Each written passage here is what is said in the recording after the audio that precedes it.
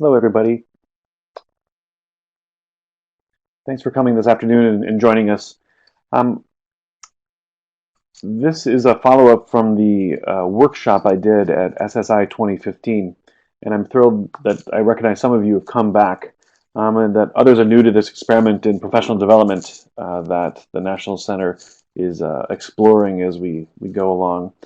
Um, Thank you also to those of you who signed up for the first time and then graciously rescheduled. I had a personal calamity that I'll explain later.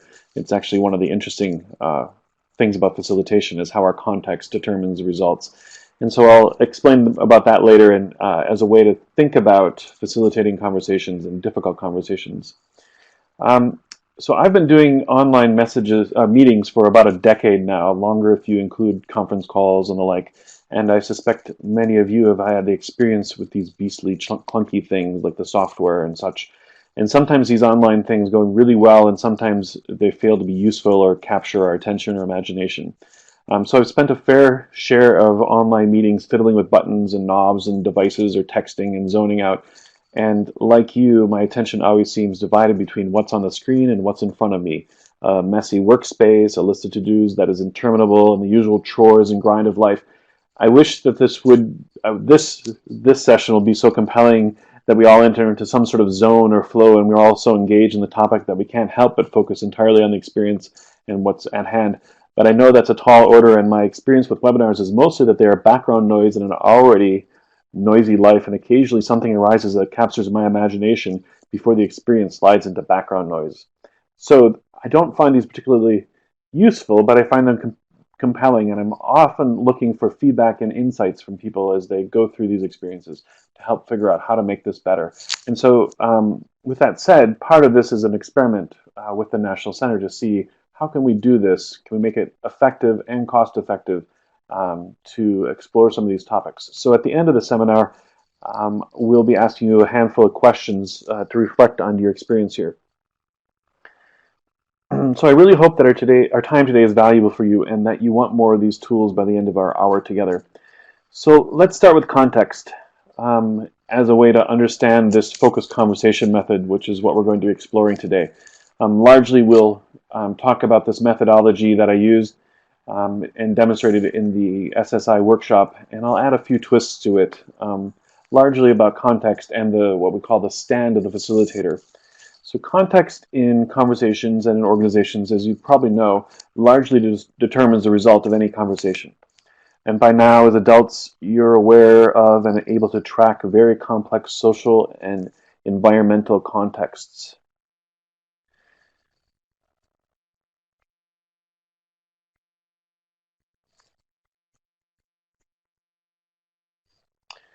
So if you weren't able to do these things, you wouldn't be able to do the work you do. Um, you're able to understand or at least describe the political realm of any interchange between two players in your systems. You can also describe the social or the cultural realm, the different values, priorities, social rituals, the ways of knowing and the ways of being. You are also sensitive to the economic context, how goods and services and money flow through a system. And furthermore, you understand that everyone you encounter is busy, experiencing many stressors, a walking ball of contradictions often, lots of to-dos and carrying around life circumstances. So this morning when I was waking up preparing for this, because I always wake up preparing for my day, I was running through this webinar in my head, and I wanted to say thanks for coming and thanks to all of those who rescheduled because of my personal crisis last time. And my mind glanced over the last month, trying to decide what to tell you about this crisis. After all, I do want you to notice me and connect with me as a human, not just a disembodied voice and a webinar facilitator. So, like everyone, I really want to be understood. And that's one of the first important things to understand about context, is people seek to be understood. And I realized as I mentally reviewed the last month or so that it was stressful and full, and perhaps the first thing to consider in facilitating difficult and strategic conversation, that life for all participants is stressful and always full for participants, especially in a professional realm or any realm where there's, quote, difficulty or strategic thinking going on. So participants always bring into the conversation all sorts of luggage. So I looked at my life the last couple of weeks, and it seemed a parody of this insight. So since rescheduling, here's what's happened in my life. And I hope you listen to this not as a voyeuristic fascination or a glimpse into my life, but as a clue to what everyone brings into the conversation you're leading.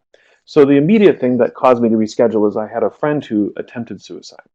And for the first time, I visited a mental ward, which was eye-opening. I traveled a week for work during the same period. I negotiated a divorce settlement. A friend was hired as a university president, which led to an unexpected, huge new project as a result.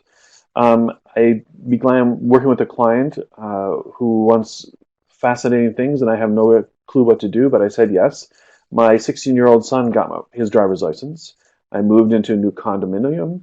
A friend cracked a rib. My mom was sick for a week. My sister had back surgery. A dear friend of mine was diagnosed with brain cancer. My business partner retired and sold me her interest in my business. My youngest son turned 12 and had a huge party. A new nephew was born. And I'm heading off to Hawaii to travel for a week, which is 12 hours on a plane, and I'm not quite sure what I'm doing when I get there.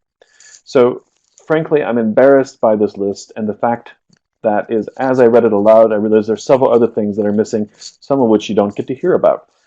So these are the kinds of things largely determine the results of any strategic or difficult conversation at work. All of you have similar lists going on, similar magnitude of complexity in your life, as do all the participants. So these are the kinds of things that we bring into our conversations at work.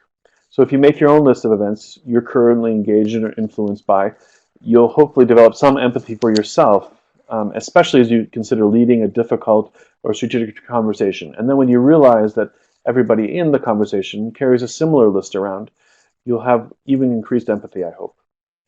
So at the SSI workshop, we covered some of the theory of the focused conversation, which we will review here. And today we'll add a little more about the disposition of the facilitator. So I want to look at a few bits of poetry before we get into the meta method, the focused conversation for facilitating a conversation. These things, I hope, will give us some hints as to how we might navigate the context so that our work facilitating a conversation is more likely to hit the mark we are aiming for. I'm going to tell a little story. This is from a book about Nelson Mandela called Invictus by John Carlin. A movie was made about it, or off the book, which wasn't actually that close to the book. And this is a long quote, so sit back and relax for a few minutes here. So he's talking about Mandela's arrival on the island, the prison island where he was staying. So 2 months after his arrival, his lawyer, George Bizos, had his first chance to see the toll that the prison had taken on him. Mandela was now much thinner and humiliatingly dressed in those short pants and shoes without socks. Forming a box around him were 8 smartly uniformed guards, 2 in front, 2 behind, and 2 on either side. But from the moment Bizos spotted his client, he could tell that Mandela carried himself differently from the typical prisoner. When he emerged from the prison van with his escort, he, not his guards, set the pace. Bizos threaded his way past the 2 guards in front and embraced his client, to the complete confusion of the guards, who had never conceived of the notion of a white man hugging a black one. The 2 men chatted briefly. Mandela asked his old friends after his family, but with a start he interrupted himself and said, "George, I'm sorry, I have not introduced you to my honor guard." Mandela identified each of the officers to Bizos by name. The guards were so stunned, as Bizos would recall many years later, that they actually behaved like a guard of honor, each respectfully shaking my hand. Above all, I think facilitating a conversation is largely magical. What I mean by this is it's largely about applying a skilled act of will that provides for a shift of perspective. So it's a skilled act of will that provides for a shift of perspective. There is no guarantee that it will work out as intended, but by skillfully attending to the context, the seen and the unseen, the facilitator biases the environment toward a cognitive and spiritual, almost, shift. There are several truths about leading conversations, and various wisdom traditions have pointed the way. I'll give you one more hint about the stand of the facilitator before we move on to the meta method. What I encounter when working with groups is a peculiar assumption. I find that, generally speaking, in almost any situation, there is an assumption of dissonance rather than an assumption of consonance. For whatever reason, people generally assume that they are less unified than they are. Or another way to say it is, it seems people are more fixated on what is not altogether, then what is altogether? So here's Rumi pointing the facilitative way. Out beyond ideas of wrongdoing and right-doing, there is a field. I'll meet you there. Where the soul lies down in the grass, the world is too full to talk about. Ideas, language, even the phrase each other doesn't make any sense. So with that wisdom in mind, let's take a look at the meta method. This is what we explored in the SSI workshop. For some it is old news and for some it is new, and I hope those who attended the workshop had a chance to try it out.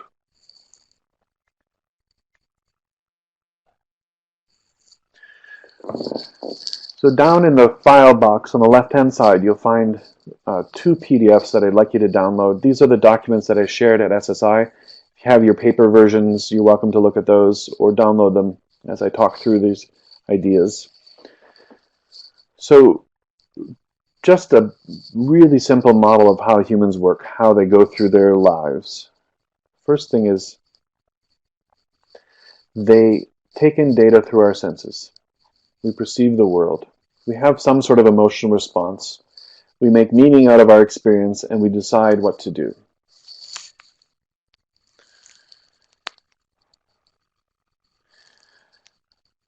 So there's many different paradigms for understanding this fourfold process. There's many different languages. The one that I'm using here to illustrate the focused conversation method relies on these 4 words or these 4 levels of cognition. So objective level, so taking data in through our senses.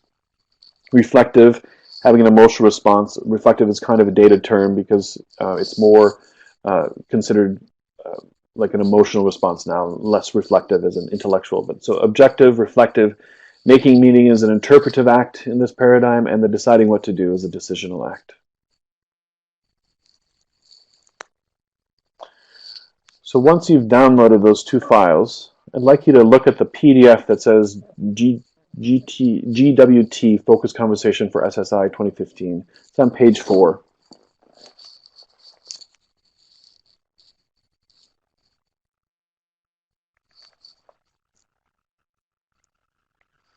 Once you have it there, I'll continue for a second.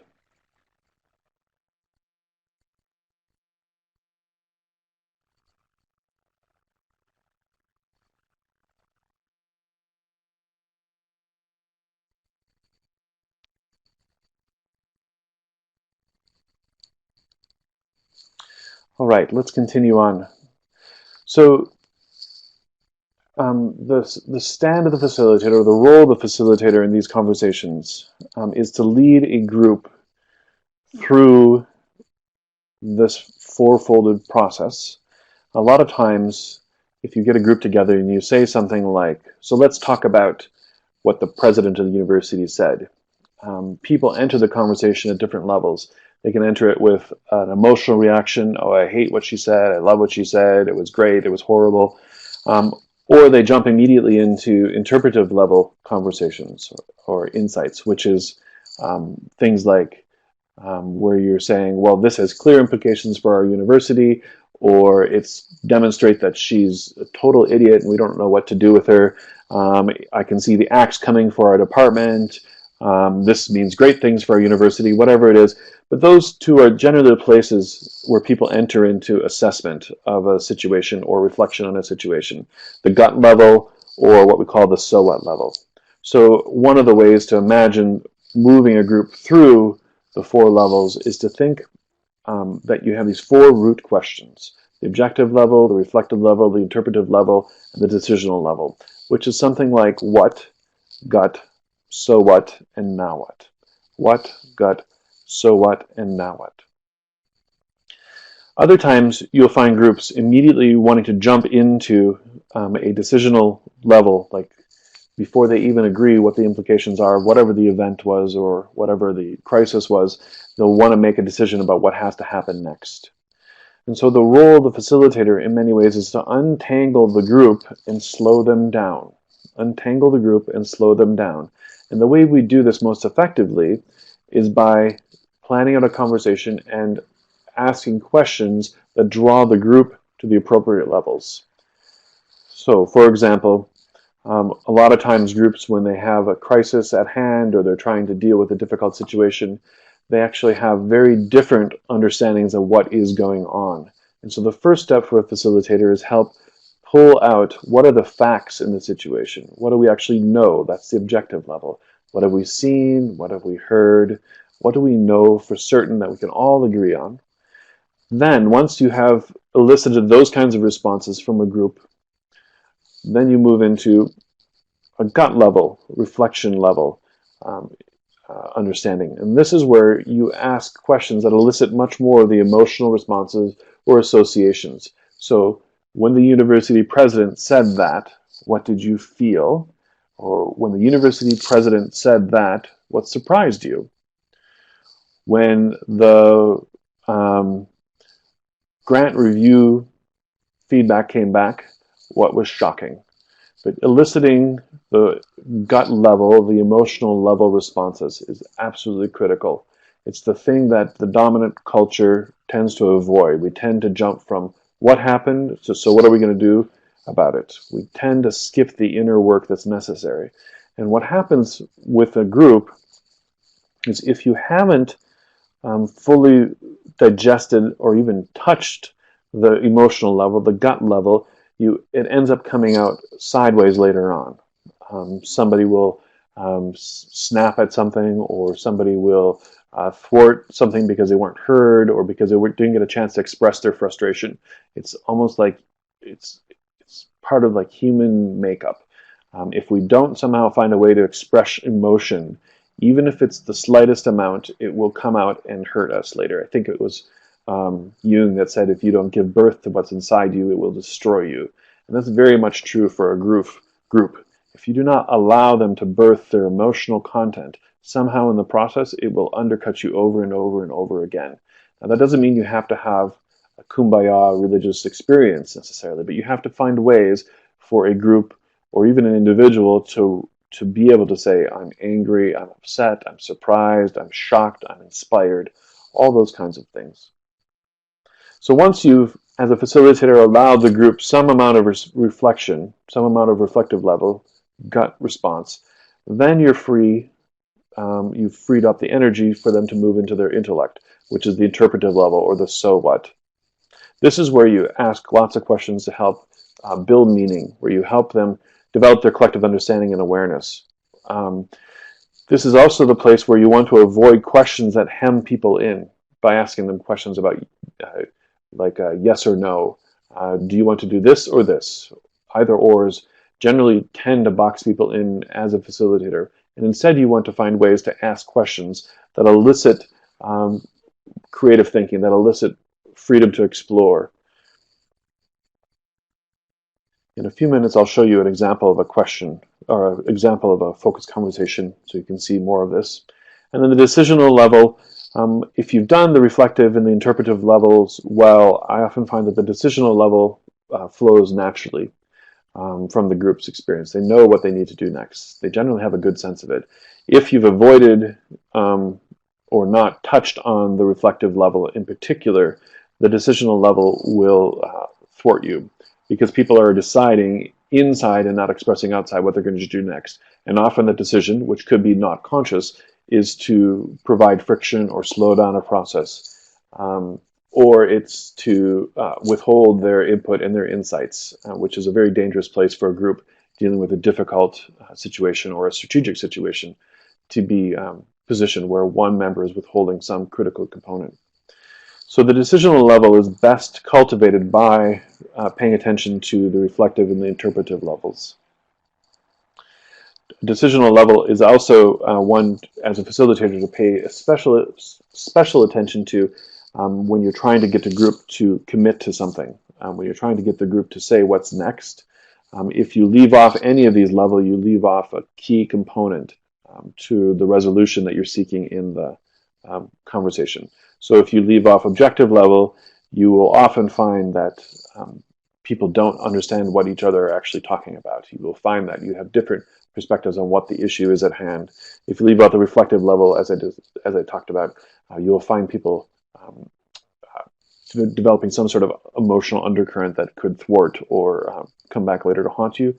If you leave out the interpretive level, that's where the creativity, the innovation, the synthesis occurs, and that's some of the most juicy reflections as a human. It's kind of, in my estimation, what really makes us human is when we're able to use the interpretive level to step outside of our habitual thinking.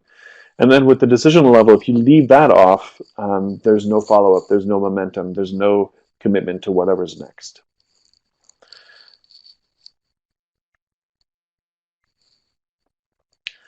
I want to pull up this conversation that's scripted out here about that you might imagine you're having when you're discussing perhaps a case of academic dishonesty, which is a difficult conversation. So you can imagine yourself as, let's imagine yourself as a department chair, and you're facilitating this conversation. First of all, you set some sort of context and some sort of reason why you're there, and by talking slow and by focusing on the rhythm of the group and not letting it go out of hand, you can ask questions like, what are the facts we're certain of? That's a distinctly objective kind of conversation. What are we uncertain about? What has happened since these accusations arose? Okay. Those are what we might call the what level questions. So the gut level in this one is, how are the accusations impacting us? That's not a particular robust kind of reflective level, but it starts to crack an insight into what's going on emotionally. Other things you could add, like what surprised you about this, infuriates you, humbles you, all those kinds of words that get at the inner content, the inner emotional content. Then interpretive questions, like why have we been unable to keep people honest? How has the accused person been affected? And then what is the significance of these accusations to our institution? You'll notice here that I also broke one of the rules in the conversation, which is consider not using why questions. You can see why in this. You can see the reason why not to use why in this, because you can imagine a group of people sitting around discussing something as important as academic dishonesty, and the why will provoke all sorts of shame and guilt generally in at least in the dominant culture I experience it this way.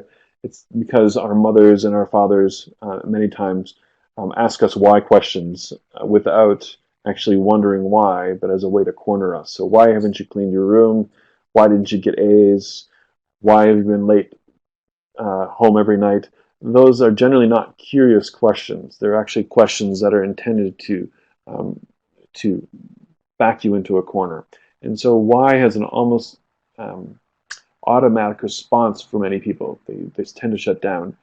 Now, if you work with attorneys, they really like the why question, and it's really hard to get them to back away from it because they've been trained in many ways to use why. I've also found that with many scientists, why is a very precious kind of conversation, a precious kind of question. And so figuring out different approaches to asking why is sometimes very wise in situations that are dealing with the human emotional, the human non-rational components of life.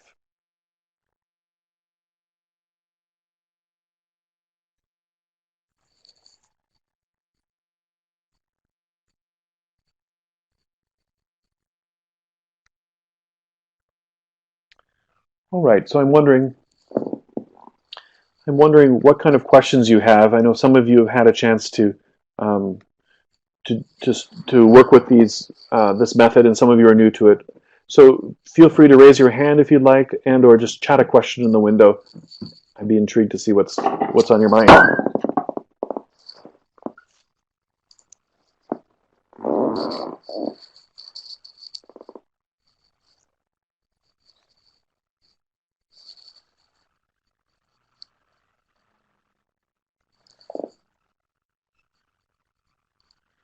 Hi, Linda. I see you raised your hand, so I activated your microphone.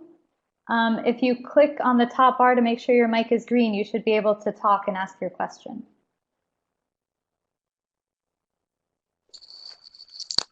Hi, Lyndon. Lyndon doesn't have a mic. Go ahead, Lyndon. You want to type your question?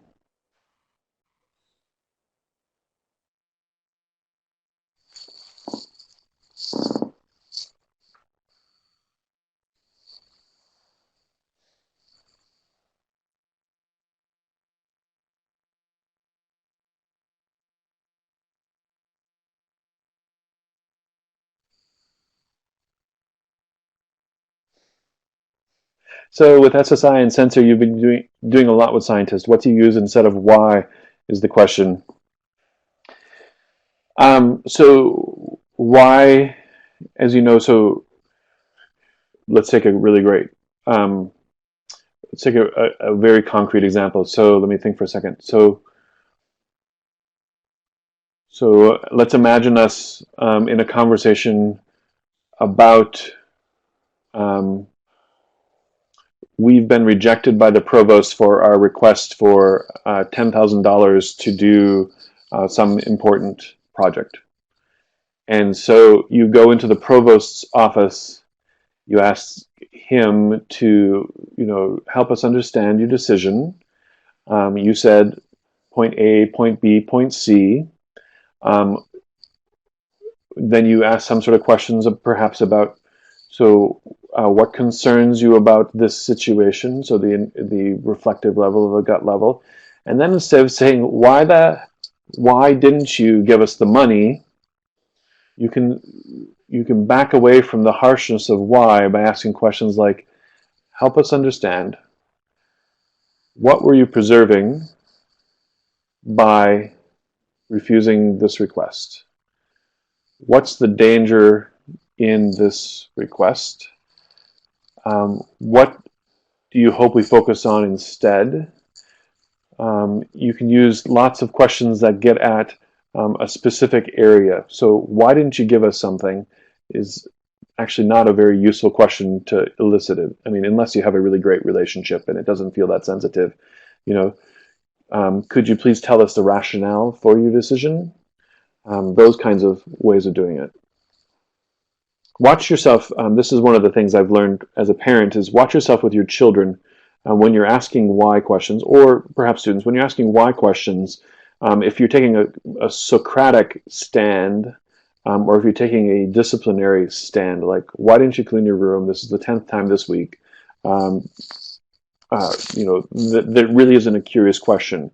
And so watch yourself as you go through the day asking people questions, and just notice when you use why.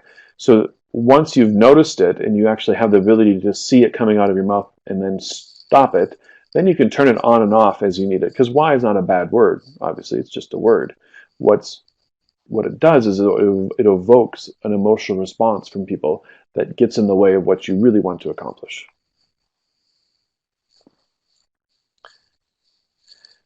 Any other questions?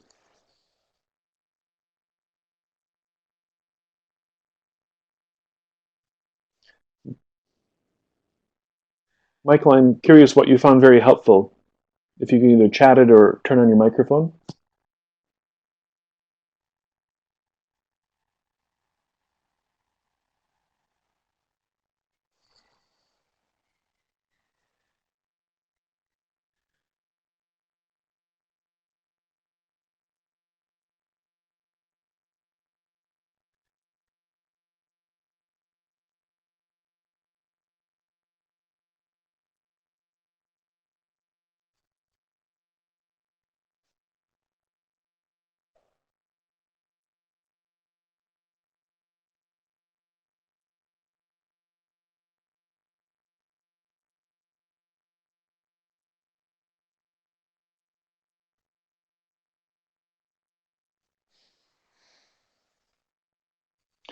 Lovely. So Jennifer asks, would you say the process you outlined requires more time or more skill or both? Elaborate more on how to put this into practice, please. What a great question. And let's actually look at it from a facilitation standpoint also. We'll look at it two levels. One is the question as a question.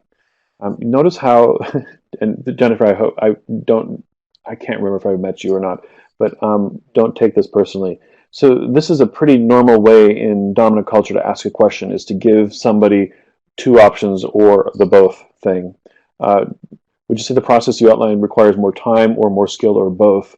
And immediately focuses me in those two areas when I think that that's not actually the that's not the answer to doing it well, if that makes sense. See, I think if I would answer that question, I would say it's probably both, but I think it's actually something different. So my experience using the method is that a method is like a tool and can be used like a hammer to bang anything you see, or it can be used like a weapon to annihilate something. It's a very effective way to actually manipulate groups or individuals, is to actually slow them down and make them answer your questions. It's what you see in like our so-called political debates now, is if you can get somebody else to answer your questions, you're much better. It's also what skilled communicators do when you see like a interview on TV. You can see the interviewer ask a question, but the skilled interviewee will actually take it where they want to go. They don't even listen to the question anymore. So for the process, I think, to be effective, as in helping people change their perspective, I think what it actually takes is listening and a willingness not to answer the questions for them or try to corner them into a particular response. It requires a deep openness if you really want to create a different kind of understanding or a different shift. So for putting into practice, one of the things best to do is to facilitate a conversation that you have no dog in the fight, as it were. You know, for example, let's say I'm a chemistry department chair, and I just had a drop down, tear apart kind of, fight with an administrator of some sort, and it's been very difficult working on. And you can call up the administrator and say, you know what, it's just, I'm sorry, it didn't go the way we wanted it to go. Would you mind if I brought my colleague from biology in, and he can just kind of help us think through it. So then the biology colleague might be the facilitator in it, and I wouldn't call it a mediator, but a facilitator in it. And is there a way then that the biology professor the biology colleague could actually slow down the conversation between these two well-intentioned people by saying, okay, so let's get clear about what the issue is. So in some ways you could do a he said, she said kind of thing, where so administrator is asserting these things, am I right? Yes. Department chair is asserting these things, is that right? Yes. Okay. So where's the upset? What's not working? And then you can hear each other slow down. So the third party in this case could be not so much the voice of reason or the arbitrator, as it were, to judge what should happen, but the person who just makes us calmer, because she or he can say things like, okay, so what is the upset? What is the block? What are the implications? What do you feel you are not being heard on? What do you feel is not being heard from somebody else's perspective? So that's one of the ways to use the method, is as a kind of neutral third party who knows something about the 2 or 4 or 6 people that are involved in it. So I think that the process is actually, as it is a meta method. My son, who's 16, the driver now, he was struggling to write a paper the other day, and I said, you know what, you can use the meta method to do that. You could actually put down the facts first, then your insights, your emotional responses, what frustrated you. He was reading Elie Wiesel's Night. So what's the book about? What surprised you? What shocked you? What infuriates you? What does it mean? What are the key themes in the book? What are the ways of knowing that are explored in this? And then what do you think the implications are for the world? What do you think needs to happen? What do you think the world needs to remember from this period of time?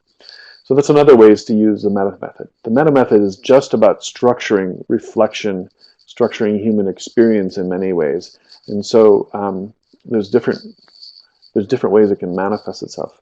Jennifer, do you have a particular example you'd like to explore? We can do it orally, or we can do it through a chat.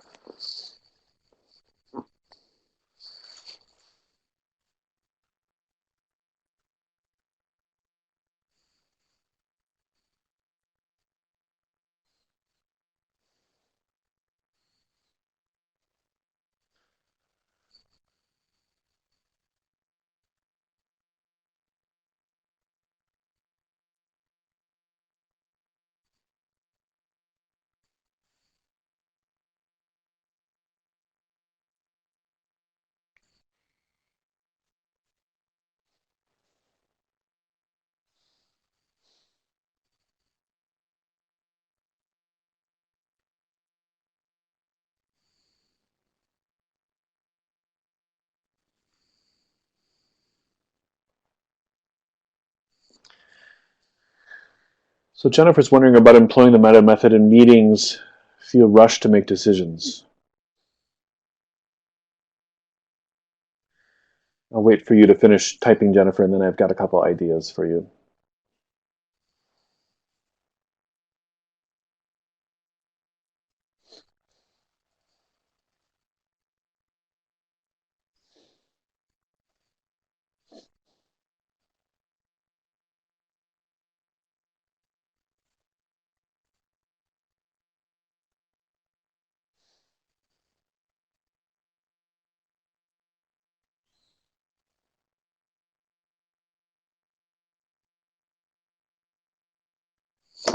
Okay. Jennifer, are you like a department chair or somebody who's facilitating the meeting?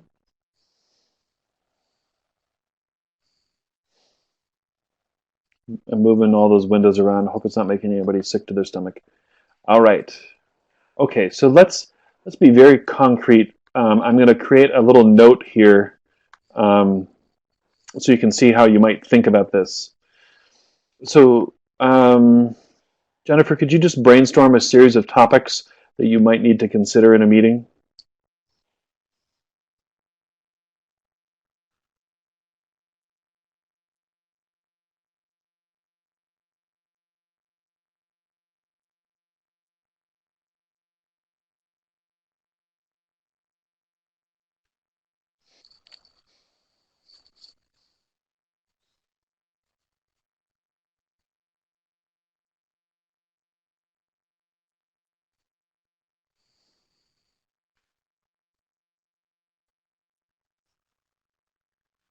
Okay, great. Thank you. Okay, that's a long meeting to take on all those, but I'll work on it. So one of the ways I find, especially if you're not the appointed facilitator, you're more like a chair who has some, management responsibilities, so some hierarchical responsibilities, as well as the need to kind of keep things moving, is when you write out an agenda, consider doing something like this. So let's say budget review, and then to include some topics. What has changed?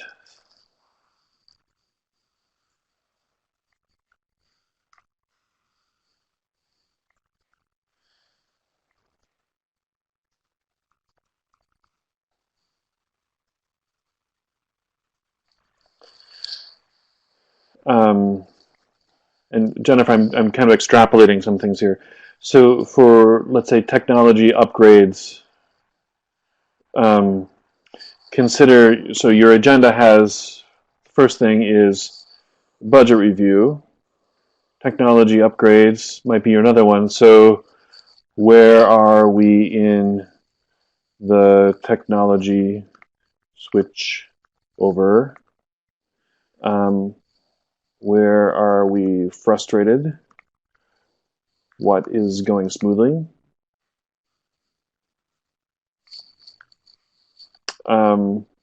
What needs to be adjusted in the rollout? And then What do we need to communicate with IT? Okay, so if you look at these, so we've got two agenda items, and either one of these, I mean, either one of these could be an hour-long meeting, and you as the chair or the facilitator would be responsible for bringing the group back each time until you've satisfied their need to be at that level, and that's a topic for a long conversation, but you'll develop a sense of when people are ready to move on, when you don't need to gripe anymore, or you don't need to think about the implications, things like that. So what I have for the budget review thing is what has changed since last update. That's a what or objective level kind of conversation. Surprises, that's reflective or gut. Implications, what are we, anytime something about learning or how we're thinking, that's the interpretive level. And then what do we need to do? That's the decisional, the action level. Okay, and you can see, so you've built into the agenda 4 questions that then you can allow the group to move through also. And maybe your job then as the chair is to say, you know what, I can sense that we haven't actually talked about what's the impact on us or what surprises us about this. Budget review, budgets are often significant emotional events, and so maybe you use something that's a little more edgy instead of surprising, like what angers us, what frustrates us, what hurts when we see it come down, whatever it might be. So in the budget review, we've got those 4 questions we go through. A lot of times you'll see people, depending on their learning style, how they lead, how they are in a group, all those kinds of things, may enter into a budget review conversation either with a predetermined agenda or a sense of victimhood already or cynicism or whatever it is. And you have to figure out how to get all that out on the table, at least so you can hear it, because if people aren't heard, they won't move. So sometimes in the budget review, for example, somebody will come knowing that what you need to do is, storm the provost's office and, demand whatever it is. That's what they've already determined, but they haven't taken the whole group along with them. So as soon as they start saying, well, we need to go to the provost, you can say, okay, but let's back up a little bit. That's like our next step. Let's agree on kind of some of the other pieces before we determine what next steps are. So that's where having these 4 questions or 5 questions can really help set an agenda and keep it on task. So technology upgrades, you can see I expanded this. It isn't 1 question per level. Where are we in the technology switchover? That's an objective level kind of question. Okay, we're in the 3rd month. We're coming up on the next set of desktop changeouts, and everybody's getting smartphones or whatever it is. And so that's very factual. Like it doesn't have to have any sort of emotional content because we know something about it, or we don't know, and then that's a whole other thing. Where are we frustrated? That's a reflective level kind of conversation. And what is going smoothly is also a reflective level. A lot of times, especially in the reflective level of a conversation, what we try to do is we try to ask balancing question. Where is it frustrating? Where is it going smoothly? What needs to be adjusted? That's interpretive. And you can see how that then immediately lends itself to answering the decisional question.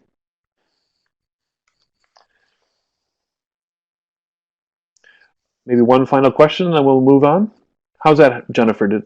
Any other questions to follow up? A good facilitator might say this is like, here's a time. I love putting times down and then breaking them.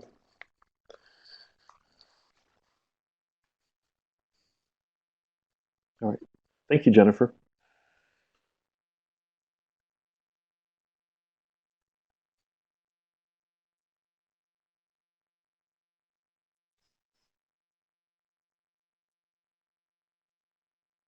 Yes, more meta. Yes, beyond the action decision model. Yes, yes. It actually is a more whole model, I find. Okay, Robin's typing something.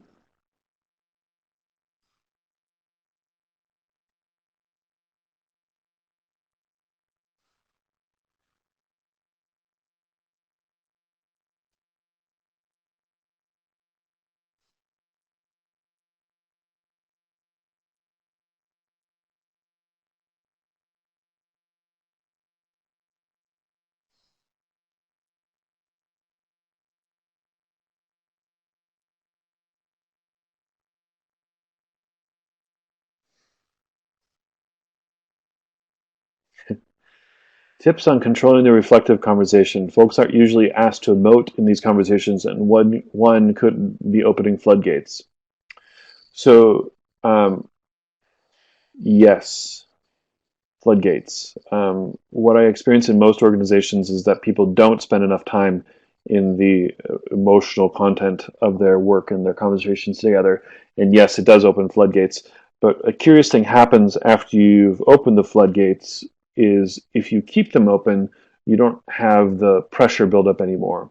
And so it may be a few times when people need to say something or be nasty or whatever it is they need to do. But then if they can count on knowing that they can express their emotions, they're more likely to stop being both resentful and frustrated inside as well as expressing it outside. It's pretty magical how it works. And I have a great appreciation for the non-rational and the non-conscious, the subconscious in organizations now. And this is one of the things that we tend to fear a lot is the emotional expression of people who are jaded or frustrated. I'm working with a local foundation that funds a mental health clinic, and mental health funding in the state has been declining over the last 30 years. And this woman is in her 30-year tenure running this mental health clinic is just more and more and more angry and just can't help anymore. She's done and she's going to retire. And we were in a meeting this morning talking about it and talking about her tenure, and it was a very small, intimate meeting. And she left the meeting and she gave me a big hug and she said, "Thank you for listening. I never get to say what it really feels like to watch what I built over my career dissolve." And so sometimes also the way to allow some of the floodgates to open and allow some of it to happen is actually outside of the meetings, in smaller groups. I've seen faculty meetings, large group faculty meetings, and they're just really dark sometimes. What you can do is you can create situations where people get to express things in smaller groups first, or find a way to turn their upset into data. Working condition surveys and other such things often do that also. But the main thing is to find ways to go into it, and you don't have to deal with people's emotional upsets. Like, you don't have to always respond item for item to their emotional upsets. What you need to do is you need to just hear it, and for people to sense that they've been heard. It's one of the more magical things about facilitation, I find, is when you allow that to even uncork a little bit, everything else seems to flow better. Thanks for your question, Robin. I'm going to move on to the last little bit here before we sign off. Um,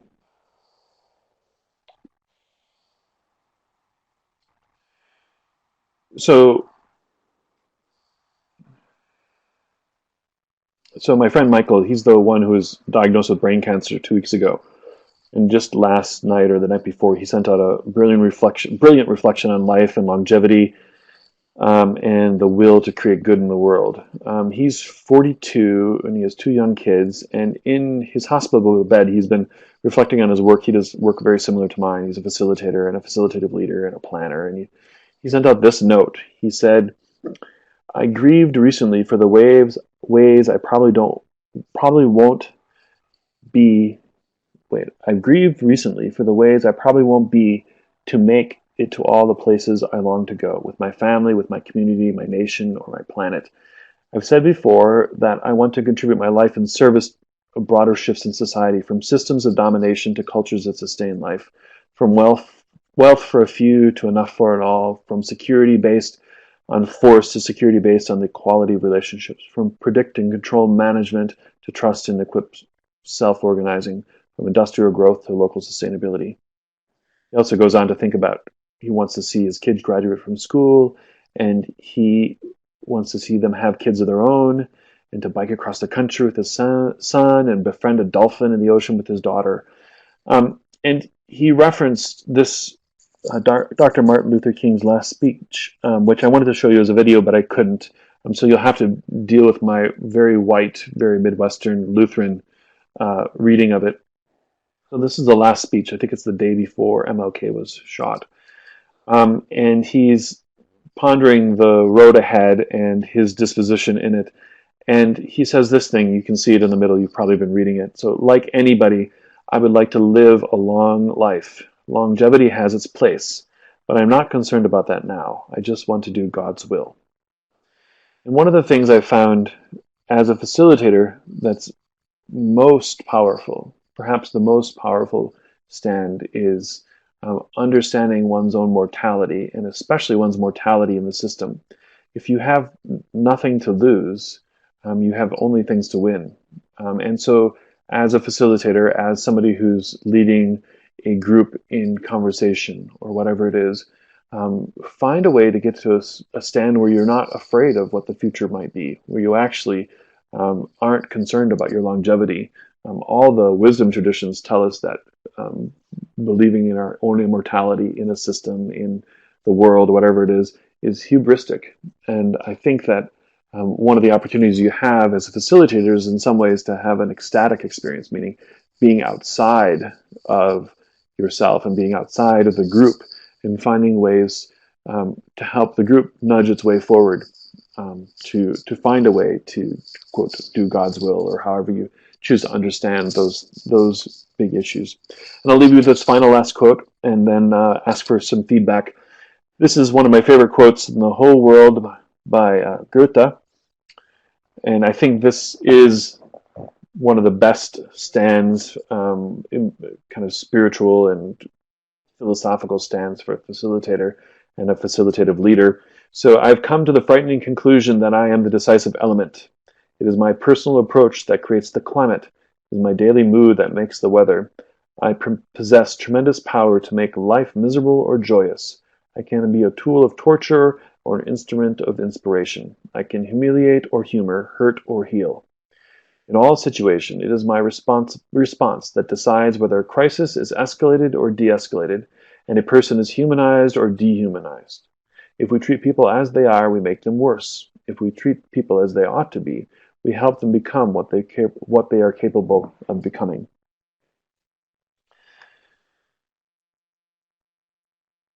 So we're at the end of our hour together. Thank you so much for your attention, for participating today. I've got just three questions for you that'll help us plan into the future, if you're willing to spend a couple minutes and answer them. What worked about this presentation today? What would you change? And then what future topics would you like to explore? Feel free to type in the little polls in front of you. And feel free to use my email address to send feedback or questions. I love exploring these topics and conversations. And what we're finding at the National Center right now is there's a real craving and a real need for these topics around leading change and helping people find their way through difficult and complex times. Thank you very much. Have a great day, and we'll talk to you soon.